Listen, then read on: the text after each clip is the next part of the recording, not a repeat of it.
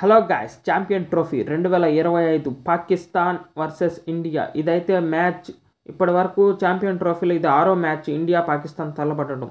ఫిబ్రవరి 23 ఆదివారం 2:30 గంటలకైతే ఈ rival match అనేది జరుగుతుంది. ఇప్పటి వరకు పాకిస్తాన్ ఇండియా ఎన్నిసార్లు ఢీకొన్నాయంటే 5 సార్లు ఢీకొన్నాయి. కానీ పాకిస్తాన్ ఛాంపియన్ ట్రోఫీలో 5 సార్లు 3 మ్యాచ్లు గెలిచింది, ఇండియా 2 మ్యాచ్లు గెలిచింది. ఇప్పటి వరకు అయితే అన్ని ఐసీసీ ట్రోఫీస్లో టీమిండియా ముందంజలో ఉండేది. వన్డే వరల్డ్ కప్లో అయితే 8 మ్యాచ్లు జరిగితే ఇటు ఇద్దరి మధ్య ఇండియా 8 మ్యాచ్లు గెలిచింది. టీ20 వరల్డ్ కప్లో 9 మ్యాచ్లు జరిగితే టీమిండియా 8 మ్యాచ్లు గెలిచింది, ఒక మ్యాచే పాకిస్తాన్ గెలిచింది. 2017 కానీ టీమిండియా పాకిస్తాన్ మీద 2025లో ప్రతీకారం తీర్చుకుంటుందా? డిపెండింగ్ ఛాంపియన్ హోదాలో దిగుతున్న పాకిస్తాన్ టీమిండియా చేతిలో ఓడుతుందా? ఇప్పటి వరకు ఇండియా పాకిస్తాన్ మధ్య ఎన్ని మ్యాచ్లు జరిగినాయో వాటి రిజల్ట్ ఒకసారి చూద్దాం.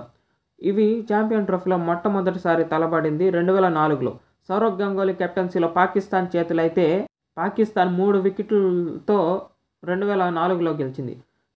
2009లో ఎంఎస్ ధోని కెప్టెన్సీలో పాకిస్తాన్ మనంపై 54 పరుగుల తేడాతో గెలిచింది.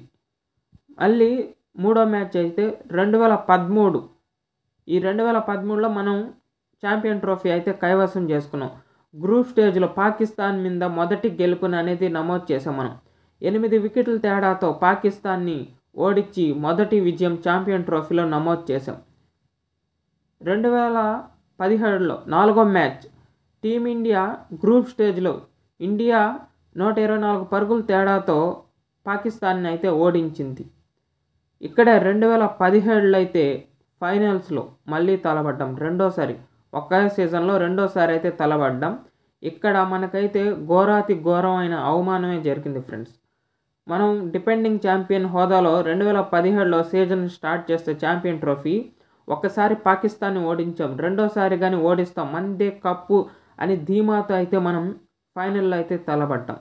కానీ ఫైనల్లో పాకిస్తాన్ చేతిలో ఘోరాతి ఘోరమైన ఎదురు దెబ్బకి మన బ్యాట్స్మెన్స్ అయితే టాప్ ఆర్డర్ బ్యాట్స్మెన్స్ బెంబేలెత్తారు. వాళ్ళ ఫాస్ట్ బౌలర్ మొహమ్మద్ అమీర్ చేతులు అయితే మన టాప్ ఆర్డర్ కుప్పగూలిపింది. ఫస్ట్ బ్యాటింగ్ చేసిన పాకిస్తాన్ అయితే 338 చేసి 50 ఓవర్లో 4 వికెట్లు కోల్పోయింది.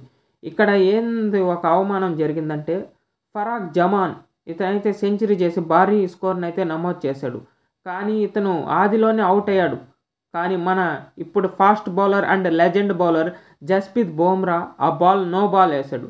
దీని మీద ట్రాఫిక్ పోలీసులు కానీ ఒక ట్రోలింగ్ అనేది కూడా చేశారు. తర్వాత మన టీమిండియా వంతు అనేది రానే వచ్చింది. ఈ మ్యాచ్లో అయితే మన బ్యాట్స్మెన్ అయితే క్యూ కట్టారు ఫ్రెండ్స్. మొహమ్మద్ అమీర్ వేసే ఫాస్ట్ బౌల్స్కి అయితే రోహిత్ శర్మ డక్అవుట్ అయ్యాడు. మన కెప్టెన్ విరాట్ కోహ్లీ నేతృత్వంలో 2017లో దిగినామన్నమాట. విరాట్ కోహ్లీ 5 పరుగులకే అవుట్ అయ్యాడు. తర్వాత శిఖర్ ధావన్ 21 పరుగులకే అవుట్ అయ్యాడు. ఇలా ఈ టాప్ ఆర్డర్ బ్యాట్స్మెన్ అయితే మహమ్మద్ అమీర్ బెంబేలెత్తిచ్చాడు. ఒక పక్క బ్యాట్స్మెన్ ఫరాక్ జమాన్ అదరగొడుతుంటే అదే పిచ్పై మన బ్యాట్స్మెన్స్ అయితే తేలిపోయారు. అక్కడ పాకిస్తాన్ బ్యాట్స్మెన్స్ అదరగొడుతుంటే మన బౌలర్స్ తేలిపోయారు. మహమ్మద్ అమీర్ అయితే కీ రోల్ అనేది పోషించాడు. ఒకానొక దశలో అయితే టీమిండియా వచ్చి 72కి 6 వికెట్లు కోల్పోయింది. హసాన్ అలీ, మహమ్మద్ అమీర్ వీళ్ళైతే బౌలింగ్తో అయితే ఆకట్టుకున్నారు. అలా 2017లో అయితే మనం ఘోరాతి ఘోరమైన అవమానం ఎదుర్కొని పాకిస్తాన్ చేతిలో ఫైనల్లో ఓడిపోయాం. 2025 ఈసారి అయితే పాకిస్తాన్ హోస్టింగ్ చేస్తుంది. కానీ టీమిండియా పాకిస్తాన్కి వెళ్ళదు అని బీసీఐ తెగేసి చెప్పింది.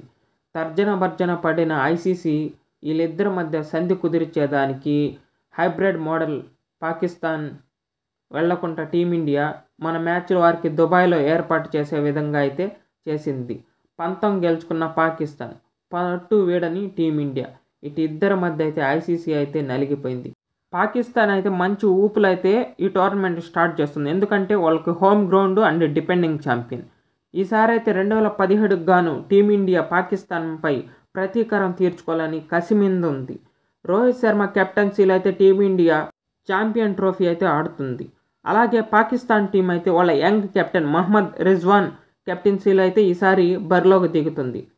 వీటి మధ్య మొదటి గ్రూప్ మ్యాచ్ వచ్చి ఫిబ్రవరి 23వ తేదీ అయితే జరుగుతుంది. ఆదివారం హై వోల్టేజ్ మ్యాచ్. ఈసారి అయితే 2017కు గాను ప్రతీకారం తీసుకొని టీమిండియా అయితే ఛాంపియన్ ట్రోఫీ గెలవాలనుంది. ఇది మన టీమిండియాకి అయితే కీలకం. కెప్టెన్ రోహిత్ శర్మకి, హెడ్ కోచ్ గౌతమ్ గంభీర్కి వీళ్ళ ఫ్యూచర్ అయితే ఈ ఛాంపియన్ ట్రోఫీ పైన ఆధారపడింది. మెయిన్ ఛాంపియన్ ట్రోఫీ గెలిస్తేనే రోహిత్ శర్మ టీంలో ఉంటాడు, లేకపోతే రిటైర్మెంట్ ఇవ్వాల్సి వస్తుంది. అలాగా ఈక్వేషన్స్ అయితే మారిపోయాయి. గౌతమ్ గంభీర్కి ఫస్ట్లో ఉన్న పవర్స్ అన్నీ ఇప్పుడు తొలగించారు. ఇతను ఛాంపియన్ ట్రోఫీ గెలవకపోతే, ఘోరంగా ఓడిపోతే ఇతను తప్పుకోవాల్సి ఉంటుంది.